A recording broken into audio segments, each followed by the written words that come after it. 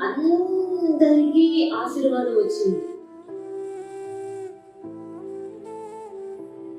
మన ముందు ఉన్నటువంటి వాళ్ళు మనకంటే ఆశీర్వాదకరంగా వెళ్తున్నారు. మనకి ఇంకా ఆశీర్వాదం రాలేదు, మనకి ఇంకా దీవెన రాలేదు. ఇప్పుడు మనం ఏం చేయాలంటే, దీవెన రాలేదని, ఆశీర్వాదం రాలేదని ఆయన మాటను పక్కన పెట్టి మనకు నచ్చినట్టుగా చేయకూడదు.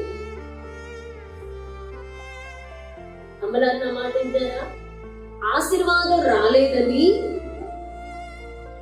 దేవుడు ఇచ్చేసరికి లేట్ అవుతుందని మనకు నచ్చినట్టుగా ఆయన మాట తీసి పక్కన పెట్టి మనం తొందరపడ్డామంటే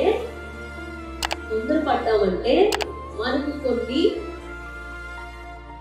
కష్టాలు వస్తాయి. దేవుడు ఏం చెప్పాడు? నిర్ణయ కాలమందు నీవు కుమారుని కంటావు. కానీ శారా చెప్తుంది, నాకు పిల్లలు పుట్టే అవకాశం లేదు, నేను వయస్సు ఉడిగిపోయిన దాన్ని,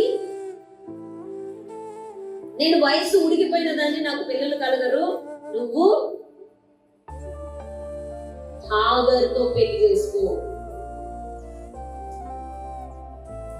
దేవుడు అంటున్నాడు, నేను నీకు నిర్ణయించిన ఒక కాలము, ఆ కాలం వరకు నువ్వు ఎందుకు వెయిట్ చేయట్లేదు?